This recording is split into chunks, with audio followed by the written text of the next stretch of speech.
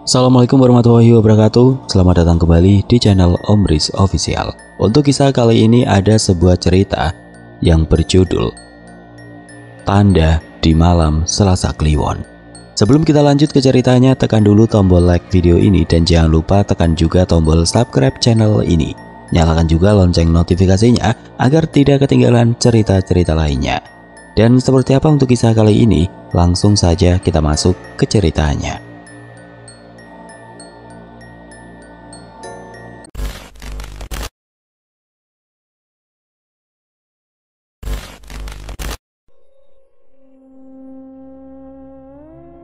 Pagi di Kalasan, Yogyakarta terasa lebih dingin dari biasanya. Embun pagi masih menempel di daun pisang yang bergoyang pelan di tepi jalan kampung, seolah menyimpan rahasia malam yang baru berlalu. Jalan tanah berbatu yang membelah sawah dan rumah-rumah sederhana itu lengang, hanya diisi suara ayam berkokok dan derit gerobak kayu yang ditarik pelan. Siti, ibu 3 anak yang dikenal sebagai penjual nasi pecel di pasar Ngaglik, mendorong gerobaknya dengan langkah lelet. Wajahnya pucat, matanya sayu, tapi bibirnya tetap menyunggingkan senyum kecil saat menyapa Mbok Sari, tetangga yang sedang menyapu halaman. "Pagi Mbok, jangan lupa mampir ke pasar ya," katanya. Suaranya lembut tapi ada nada lelah yang sulit disembunyikan. Siti berhenti sejenak di tikungan jalan, tempat pohon sawo tua berdiri angker dengan dahan-dahan yang meliuk seperti tangan-tangan kurus. Ia mengusap keringat di dahi, menarik nafas panjang lalu memutar gerobaknya untuk berbalik arah. Jalanan masih sepi, tidak ada suara selain angin yang bersiul pelan, membawa aroma tanah basah dan sesuatu yang aneh. Bau kemenyan yang samar, seolah ada yang membakarnya di kejauhan. Siti mengerutkan kening, matanya memindai sekitar. Siapa yang bakar menyan pagi-pagi begini? Tangannya tanpa sadar memegang jimat kecil yang tergantung di lehernya, peninggalan almarhum suaminya. Tiba-tiba dari ujung jalan deru mesin motor besar menggelegar, memecah kesunyian. Cahaya lampu depannya menyapu aspal, terlalu terang untuk pagi yang masih remang. Siti menoleh, matanya melebar. Motor itu melaju kencang, terlalu kencang untuk jalan kampung yang sempit. Ia buru-buru menarik gerobaknya ke pinggir, tapi kaki-kakinya seperti terpaku. Astagfirullah. Tangannya gemetar. Sebelum ia bisa bergerak, motor itu menghantamnya dengan keras. Tubuh Siti terpental. Gerobaknya terbalik dan daun pisang berserakan di tanah. Tapi itu belum berakhir. Dari arah berlawanan, mobil tua berwarna hitam muncul entah dari mana, melaju tanpa suara, seolah menyelinap dari kabut pagi. Roda-roda berat itu menggilas tubuh Siti yang sudah tidak berdaya, meninggalkan suara mengerikan seperti kayu yang patah. Darah merembes perlahan di aspal, membentuk genangan yang hitam di bawah sinar fajar. Gerobak pecel Siti tergeletak miring, panci aluminiumnya penyok, dan bau sambal kacang bercampur dengan aroma darah yang menyengat. Jalanan kembali sunyi, seolah tidak pernah ada kehidupan di sana. Motor dan mobil itu menghilang ke ujung kampung, meninggalkan jejak asap tipis yang segera lenyap ditelan angin. Pohon sawo di tikungan bergoyang pelan, daun-daunnya berdesir seperti berbisik, dan bau kemenyan itu semakin kuat, menusuk hidung siapa saja yang mendekat.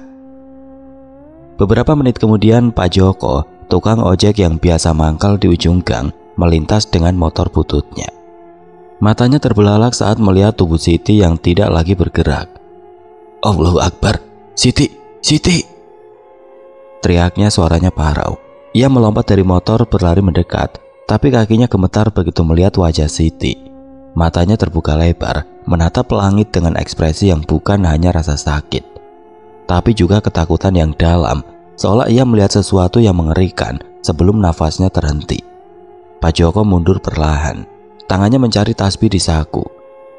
"Ini bukan kecelakaan biasa," gumamnya, suaranya hampir tidak terdengar.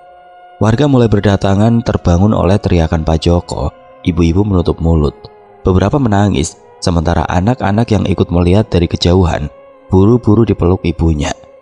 "Ya Tuhan, Siti, anak-anaknya siapa yang urus sekarang?" Ishak Mbok Sari tangannya memegang tiang bambu untuk menyangga tubuhnya yang lemas.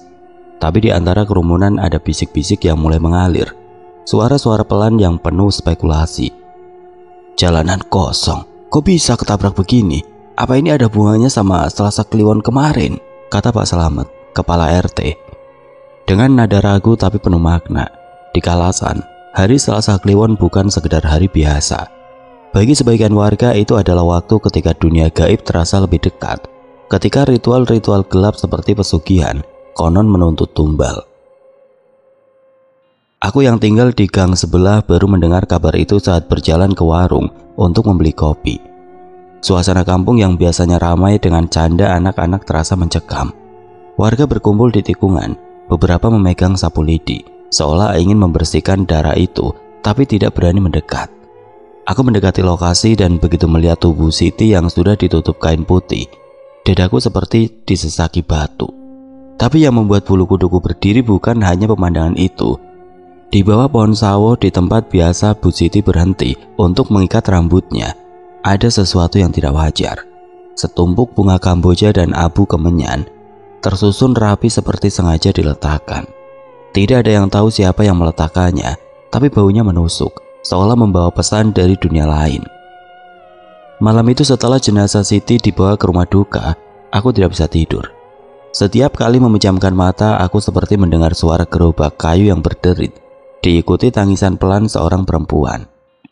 Aku menyalakan lampu, mencoba mengusir rasa takut, tapi bayangan Bu Siti terus muncul di pikiranku. Wajahnya yang pucat, matanya yang menatap kosong dan bau kemenyan yang seolah mengikuti kemanapun aku pergi. Aku mengambil air wudhu, berdoa dengan tasbih, tapi perasaan itu tidak hilang. Di luar, anjing-anjing kampung melonglong panjang. Suaranya serak dan penuh kegelisahan, seolah mereka juga merasakan kehadiran sesuatu yang tidak kasat mata. Keesokan paginya aku mendengar dari Pak Joko bahwa motor dan mobil yang menabrak Bu Siti tidak pernah ditemukan. Polisi datang, tapi jejak ban di aspal terlalu samar, seolah kendaraan itu lenyap begitu saja. Yang lebih aneh, beberapa warga bersumpah melihat kilatan cahaya aneh di makam tua dekat kampung sebelum kecelakaan. Tempat yang sudah lama dikaitkan dengan cerita-cerita seram. Siti orang baik, tapi kadang orang baik justru yang jadi sasaran, kata Pak Joko. Matanya memandang jauh ke arah sawah. Aku hanya mengangguk, tapi di dalam hati aku tahu cerita ini baru dimulai. Dan ada sesuatu di Kalasan yang jauh lebih gelap dari sekedar kecelakaan. Pagi itu, pasar ngaglik di Kalasan berdenyut dengan hiruk pikuk yang tidak biasa. Bau ikan segar, daun kemangi, dan asap bakaran sate bercampur di udara. Tapi ada sesuatu yang berbeda, suasana tegang yang menyelimuti para pedagang. Biasanya, tawa dan teriakan saling saut tentang harga cabai atau dagangan basi memenuhi lorong-lorong sempit pasar. Tapi hari ini, suara-suara itu terdiam, digantikan bisik-bisik pelan yang berpindah satu lapak ke lapak lain, seperti angin yang membawa kabar buruk. Kematian Siti, ibu 3 anak yang gerobak pecelnya selalu ramai pembeli, telah menyebar lebih cepat dari bau amis di lorong ikan. Dan bersama kabar itu, datang desas-desus yang membuat bulu kuduk berdiri. Di sudut pasar, Mbok Sari, penjual jamu yang sudah puluhan tahun mangkal di bawah pohon kelapa, duduk di bangku bambunya. Dengan wajah muram, botol-botol jamu kunyit dan beras kencur tersusun rapi di depannya. Tapi tangannya tidak lagi sibuk menuang minuman seperti biasa. Ia memandang kosong ke arah kerumunan. Matanya sesekali melirik ke lapak kosong tempat Siti biasa berjualan. Kalian dengar kan? Siti ketabrak pas jalanan sepi. Motor sama mobil itu kayak muncul entah dari mana, katanya pada sekelompok ibu-ibu yang berkumpul di dekatnya. Suaranya pelan, tapi setiap kata terasa berat, seperti batu yang dilempar ke air tenang. Dan itu pas dekat Selasa Kliwon, bukan kebetulan. Selasa Kliwon, kata-kata itu seperti mantra yang langsung menyedot perhatian. Di Kalasan seperti di banyak kampung Jawa lainnya, hari itu bukan sekedar penanda waktu. Ia adalah celah ketika dunia manusia dan gaib konon saling bersentuhan, ketika ritual-ritual gelap seperti pesugihan, janji kekayaan dengan imbalan nyawa, dikatakan mencari tumbal. Warga pasar menoleh satu sama lain, beberapa mengangguk pelan, yang lain memegang jimat atau tasbih di saku mereka. Tapi Siti orang baik, Mbok. Dia tiap Jumat selalu sedekah ke masjid, meski cuma sepiring pecel, bantah Bu RT, penjual sayur yang dikenal cerewet, tapi nada suaranya ragu. seolah ia sendiri tidak yakin dengan kata-katanya. Mbok Sari menghela nafas, tangannya meraih sebatang rokok kretek yang ia suling dari saku kainnya. Orang baik kadang justru yang dipilih, Bu. Aku pernah dengar dari eyangku dulu, orang yang hidupnya sederhana, yang hatinya bersih, auranya kuat, itu yang disukai makhluk itu. Ia menghisap rokoknya dalam-dalam. Asapnya melayang membentuk spiral tipis sebelum lenyap di udara. Kata makhluk itu menggantung. Tidak perlu dijelaskan, semua tahu apa yang dimaksud. Beberapa ibu-ibu mundur selangkah. Tangan mereka tanpa sadar menyentuh leher atau mengusap lengan, seolah merasakan hawa dingin yang tiba-tiba menyelinap di tengah terik pagi. Di los daging, Pak Minto, tukang jagal yang biasanya tidak banyak bicara, tiba-tiba angkat suara. Aku semalam lewat makam tua dekat kampung. Bau kemenyan menyengat, padahal nggak ada orang, dan ada suara kayak orang ngomong, tapi nggak jelas. Matanya yang kecil memandang warga di sekitarnya, dan untuk pertama kalinya, tangan yang biasanya memegang pisau daging itu terlihat gemetar. Aku buru-buru pulang, takut. Besoknya Siti kecelakaan. Kalian pikir itu cuma kebetulan? Ceritanya seperti percikan api di tumpukan jerami. Warga yang tadinya hanya mendengar kini mulai berbicara, menceritakan pengalaman aneh mereka sendiri. Ada yang bilang melihat bayangan hitam melintas di jalan kampung malam sebelumnya. Ada pula yang mendengar suara tangisan perempuan dari arah sawah saat tengah malam. Aku yang kebetulan mampir ke pasar untuk membeli tempe, berdiri di dekat lapak Bu RT. Mendengar semua bisik-bisik itu dengan jantung yang mulai tidak karuan. Aku bukan tipe yang mudah percaya cerita mistis, tapi ada sesuatu di udara pagi ini yang terasa salah. Bau kemenyan yang warga bicarakan seolah mengikuti kemanapun aku melangkah. Samar tapi nyata, seperti seseorang sedang membakarnya di dekatku.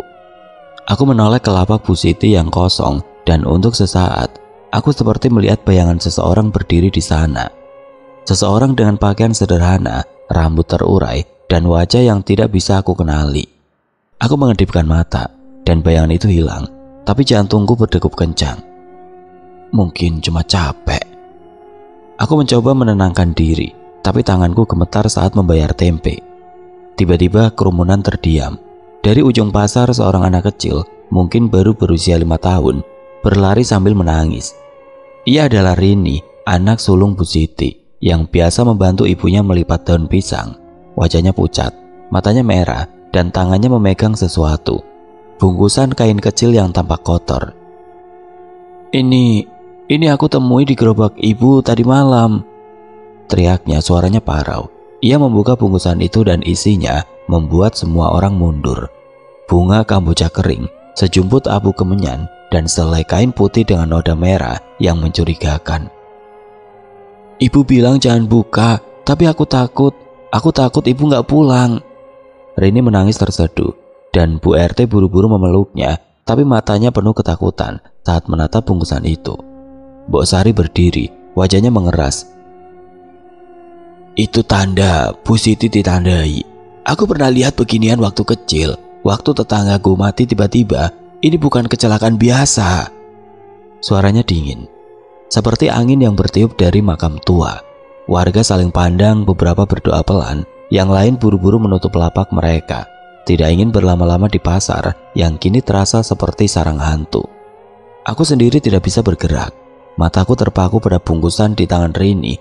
Noda merah itu, apakah itu darah? Dan bau kemenyan itu kini semakin kuat. Seolah ada seseorang atau orang lain berdiri di belakangku, mengawasi dengan mata yang tidak terlihat. Malam itu saat aku pulang ke rumah, lampu jalan di kampung berkedip-kedip. Padahal listrik biasanya stabil, aku mendengar suara langkah kaki di belakangku. Pelan tapi jelas, seperti seseorang mengikuti. Aku mempercepat langkah, tidak berani menoleh, tapi suara itu terus mengikuti, diiringi bau kemenyan yang kini begitu menyengat hingga aku hampir mual. Saat sampai di pintu rumah, aku memberanikan diri menoleh, dan tidak ada siapapun di sana. Tapi di tanah, tepat di depan pagar, ada selai bunga kamboja yang masih segar, seolah baru dipetik. Aku buru-buru masuk, mengunci pintu, dan berdoa dengan tasbih hingga pagi. Tapi satu pertanyaan terus menghantuiku. Jika Bu Siti benar-benar ditandai, siapa yang akan menjadi korban berikutnya. Malam itu rumah kecilku di Kalasan terasa lebih gelap dari biasanya. Lampu bohlam 10 watt di ruang tamu hanya mampu menerangi sudut-sudut yang dekat, meninggalkan bayang-bayang panjang yang bergoyang di dinding setiap kali angin malam menyelinap lewat celah-celah jendela kayu. Aku duduk di tikar pandan. Tanganku memegang secangkir teh jahe yang sudah dingin, tapi pikiranku tidak bisa lepas dari kejadian di pasar tadi siang. Bungkusan bunga kamboja dan kemenyan di tangan Rini, anak Siti, terus terbayang, seperti gambar yang terpatri di kepala. Bau kemenyan yang mengikuti langkahku pulang, bunga kamboja di depan pagar, semua terasa seperti peringatan. Tapi untuk apa? Aku tidak tahu. Aku mencoba tidur, mematikan lampu dan berbaring di kasur kapuk yang berderit setiap kali aku bergerak. Di luar, suara jangkrik dan kodok sawah biasanya menenangkan, tapi malam ini terasa berbeda. Ada keheningan yang tidak wajar, seperti alam sedang menahan nafas. Aku menarik selimut hingga menutupi dada, berusaha menepis rasa takut yang mulai merayap. Cuma capek. Aku mencoba meyakinkan diri sendiri, tapi begitu mata terpejam, aku terseret ke dalam mimpi yang terasa terlalu nyata. Dalam mimpi itu aku berdiri di tikungan jalan tempat Siti tewas. Pohon sawo tua itu masih ada, dahannya meliuk seperti tangan-tangan kurus yang meraih udara. Jalanan lengang, tapi udara terasa berat, seperti ada ribuan mata tidak kasat mata yang mengintai dari kegelapan. Bau kemenyan menusuk hidungku, begitu kuat hingga aku hampir tersedak. Di kejauhan aku mendengar derit gerobak kayu, pelan tapi jelas, seperti langkah kematian yang mendekat. Aku menoleh dan di ujung gang aku melihatnya. Seorang wanita dengan pakaian sederhana, kain jari kelusu dan rambut terurai yang menutupi sebagian wajahnya.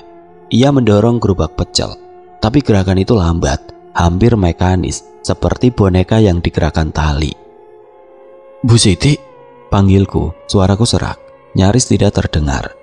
Wanita itu berhenti, gerobaknya terhenti dengan derit yang menusuk.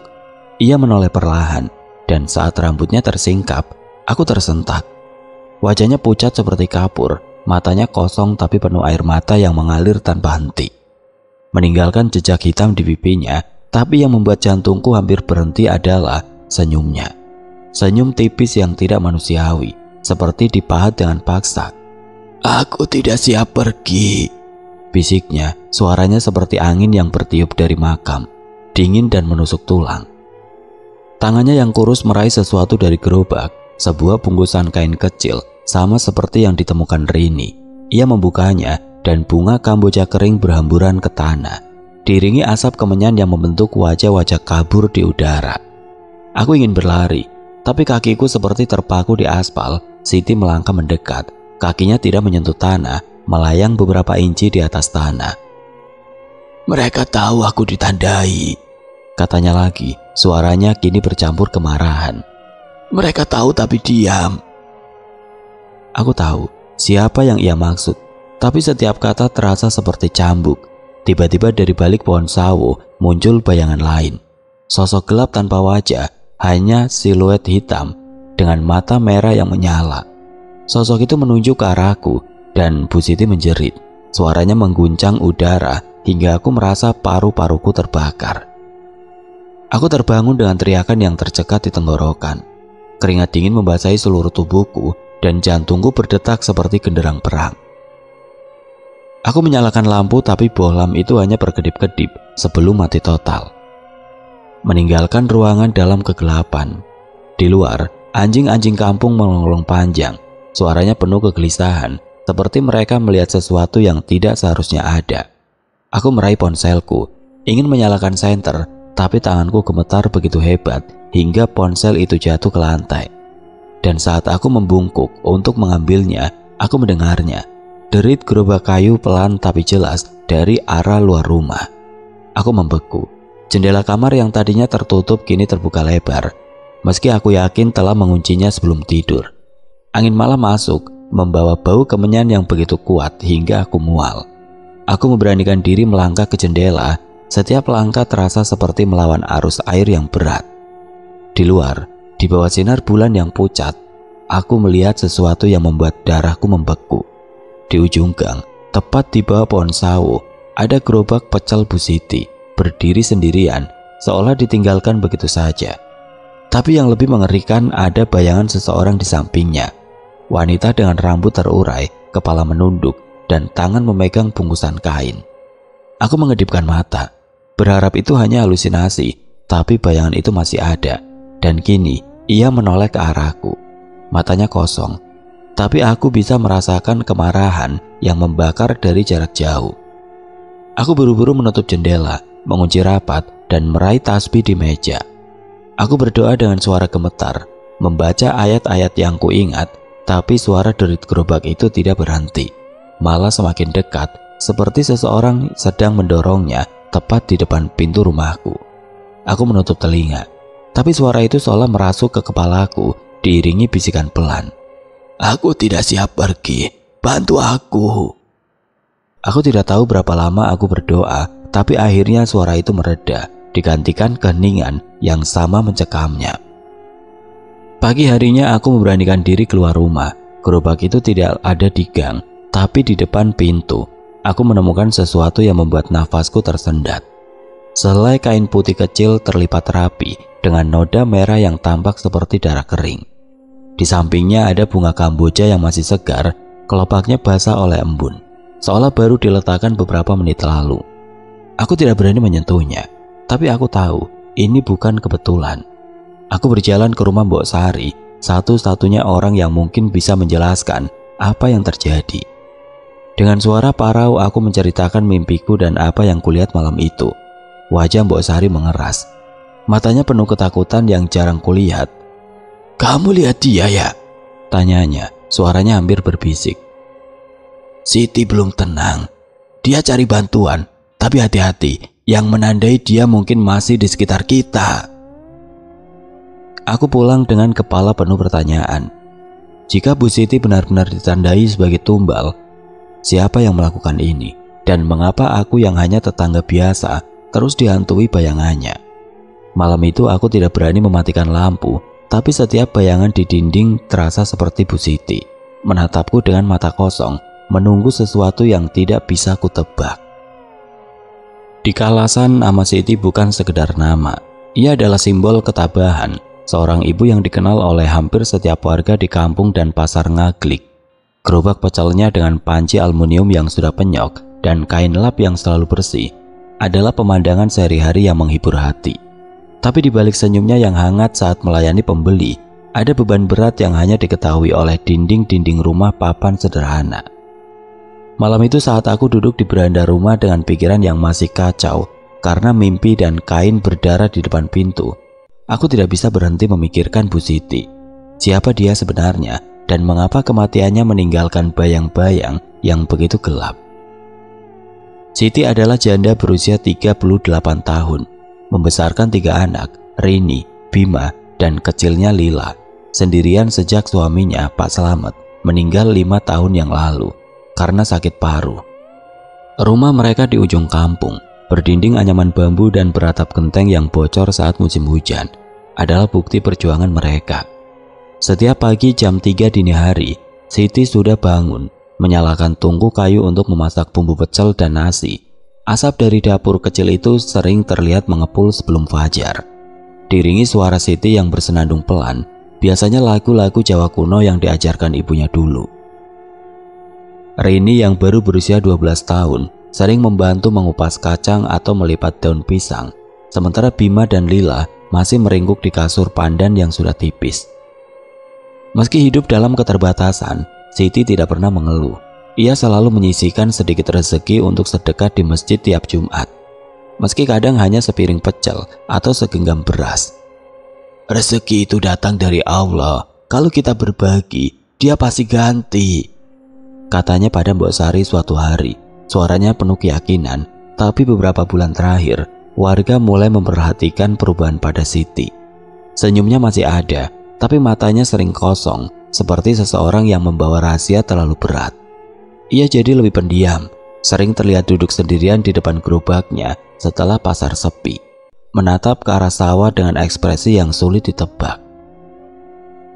Aku teringat cerita Bu RT yang seminggu sebelum kematian Siti pernah mengobrol dengannya di pasar.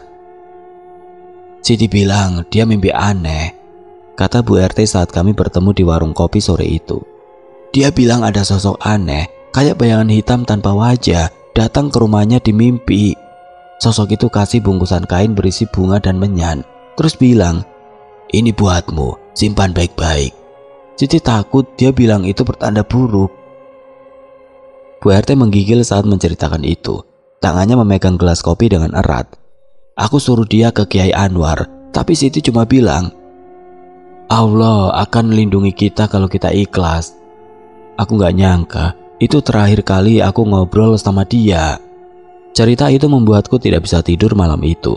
Aku teringat kain berdarah dan bunga kamboja di depan pintuku, mirip dengan yang Rini temukan di gerobak Siti.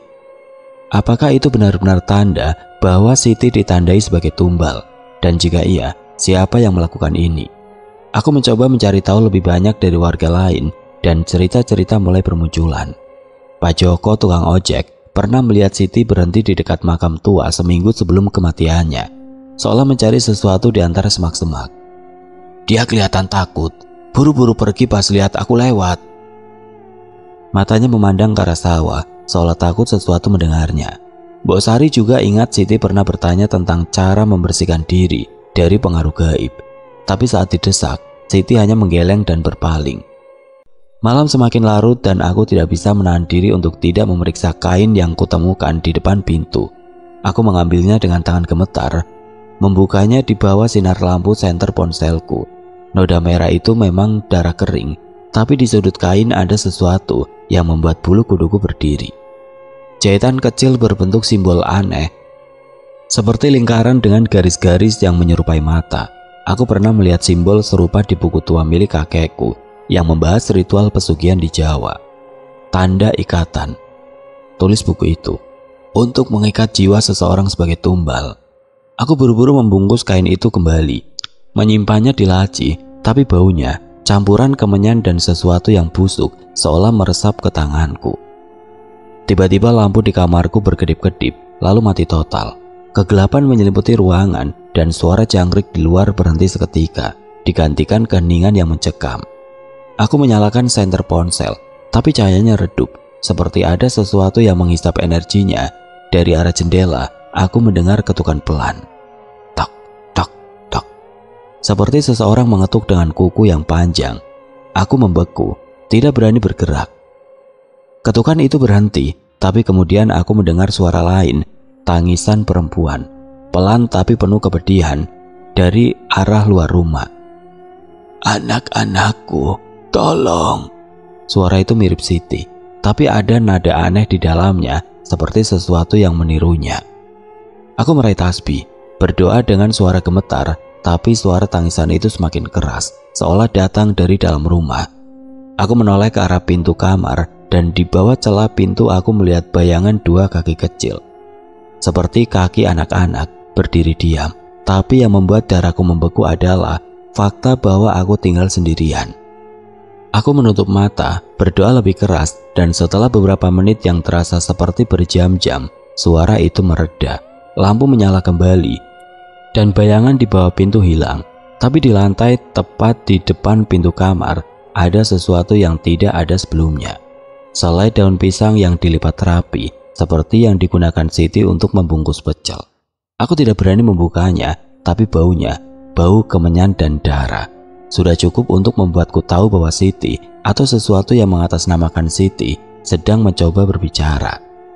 Pagi harinya aku berlari ke rumah Mbok Sari, menceritakan semuanya. Ia mendengarkan dengan wajah pucat, lalu berkata, "Siti bukan cuma korban, dia terikat, dan arwahnya gak bisa pergi sebelum ikatan itu putus. Hati-hati, kamu sudah lihat terlalu banyak." Kata-katanya seperti pisau, dan aku tahu apapun yang menimpa Siti kini mulai merayap ke hidupku.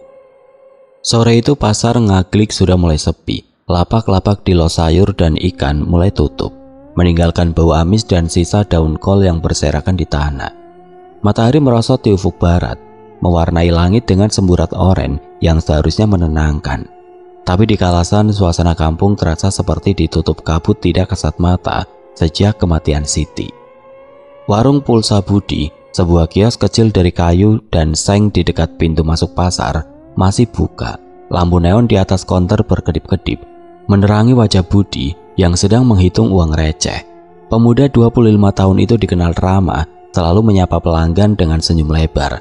Tapi hari ini wajahnya pucat, matanya gelisah, seperti seseorang yang merasakan sesuatu tapi tidak tahu apa.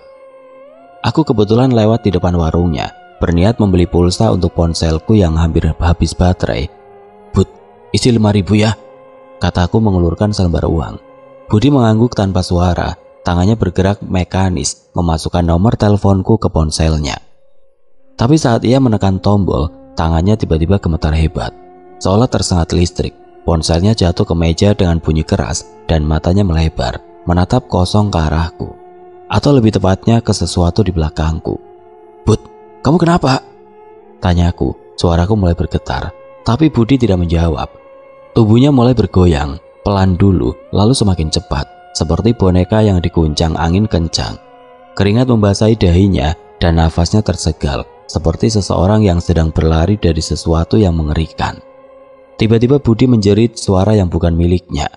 Itu suara perempuan, parau dan penuh kepedihan, seperti tangisan dari dasar sumur. "Anak-anakku, aku mau lihat anak-anakku." Tubuhnya terhuyung ke depan hingga menabrak konter. Botol-botol minuman di rak jatuh berderit dan beberapa koin berhamburan ke lantai. Aku mundur, jantungku berdegup kencang. Suara itu, aku tahu itu suara Siti. Aku pernah mendengarnya di pasar saat ia memanggil Rini untuk membawa daun pisang. Tapi ini bukan Siti yang hangat dan penuh tawa. Ini Siti yang penuh kemarahan dan kesedihan, seperti arwah yang terjebak di dunia yang salah. Warga yang masih ada di sekitar pasar berlari mendekat, membentuk lingkaran di sekitar warung. "Budi kesurupan!" teriak Bu RT. Tangannya memegang tasbih dengan erat. Beberapa ibu-ibu menutup mulut, yang lain berdoa pelan. Sementara anak-anak yang ikut melihat buru-buru disuruh pulang oleh orang tuanya. Budi sekarang duduk di lantai, tubuhnya meringkuk, tapi tangannya mencakar-cakar udara seperti mencari sesuatu. "Rini, Bima, Lila," desisnya, suaranya bercampur isakan. "Aku gak mau pergi, mereka tandai aku." Matanya yang kini merah dan basah menatap ke arah kerumunan, tapi seolah tidak melihat kami. Pandangannya tertuju pada sesuatu yang tidak kasat mata, dan itu membuat bulu kuduku berdiri. Aku teringat mimpi mengerikan malam sebelumnya. Siti dengan mata kosong, bungkusan kain berdarah, dan sosok gelap di balik pohon sawo. Apakah ini yang ia maksud dengan ditandai? Bau kemenyan yang kini mulai tercium di udara memperkuat dugaanku. Bau itu tidak wajar, seperti mengalir dari tubuh Budi sendiri, menyengat dan mualkan. "Cepat panggil Kiai Anwar," teriak Pak Minto, tukang jagal yang wajahnya pucat meski biasanya tidak takut apapun. Seorang pemuda berlari ke rumah Kiai, sementara warga berusaha menenangkan Budi. Tapi setiap kali seseorang mendekat, Budi menjerit lebih keras. Tubuhnya bergetar hebat dan suara Siti menggema. "Jangan sentuh aku, mereka masih di sini." Aku tidak bisa bergerak, kaki seperti tercancap di tanah. Di sudut mata, aku seperti melihat bayangan bergerak di belakang warung. Siluet hitam tanpa wajah, sama seperti yang kulihat dalam mimpi. Aku mengedipkan mata dan bayangan itu hilang. Tapi jantungku hampir meloncat dari dadaku. Apakah itu hanya imajinasiku atau sesuatu benar-benar mengintai? Bau kemenyan semakin kuat dan sekarang ada suara lain. Desisan pelan seperti bisikan dari banyak mulut. Datang dari arah sawah di belakang pasar. Warga mulai gelisah, beberapa mundur takut terlibat dengan apapun yang sedang terjadi. Setelah beberapa menit yang terasa seperti berjam-jam, Kiai Anwar tiba, membawa tasbih dan sebotol air dalam botol bekas aqua. Wajahnya tenang, tapi matanya penuh kewaspadaan. Ia mendekati Budi, membaca ayat-ayat suci dengan suara yang dalam dan mantap. Budi meronta, menjerit dengan suara Siti. "Aku gak salah, kenapa aku? Anak-anakku." Tapi perlahan ceritanya melemah, tubuhnya lunglai, dan suara Siti memudar, digantikan isakan pelan. Kiai Anwar menuangkan air ke wajah Budi, lalu berbisik sesuatu yang tidak bisa aku dengar. Budi tersentak, matanya kembali normal, tapi wajahnya penuh kebingungan dan ketakutan. Aku gak tahu kenapa," katanya suaranya lemah sebelum pingsan. Kiai Anwar memandang kerumunan, wajahnya serius. "Ini bukan kesurupan biasa." Arwah Siti belum tenang, ada ikatan yang mengikatnya dan kita harus bantu memutusnya. Ia meminta warga untuk mengadakan tahlilan di rumah Siti malam ini, tapi nada suaranya menyiratkan sesuatu yang lebih gelap, seolah ia tahu lebih banyak dari yang ia ucapkan. Aku memperhatikan tangan Kiai yang memegang tasbih, jari-jarinya gemetar sedikit, sesuatu yang tidak pernah kulihat sebelumnya. Malam itu saat aku pulang ke rumah, aku tidak bisa mengusir bayangan Budi yang kesurupan dari pikiranku. Suara Siti, penuh kemarahan dan kepedihan, terus bergema di kepalaku. Dan saat aku membuka pintu rumah, aku membeku. Di lantai, tepat di depan pintu, ada sesuatu yang tidak ada sebelumnya. Selai kain jari kelusu, mirip yang dikenakan Siti dalam mimpiku. Dengan noda merah tua di ujungnya. Di sampingnya ada bunga kamboja dan kelopaknya basah. Seolah baru dipetik dari pohon di makam tua. Aku tidak berani menyentuhnya, tapi bau kemenyan yang kini memenuhi rumahku terasa seperti peringatan. Apapun yang mengikat Siti, kini tahu bahwa aku terlibat. Oke teman-teman, sampai di sini dulu ceritanya. Nantikan kelanjutan kisah ini di video berikutnya. Agar tidak ketinggalan, klik tombol subscribe channel ini dan nyalakan lonceng notifikasinya. Wassalamualaikum warahmatullahi wabarakatuh.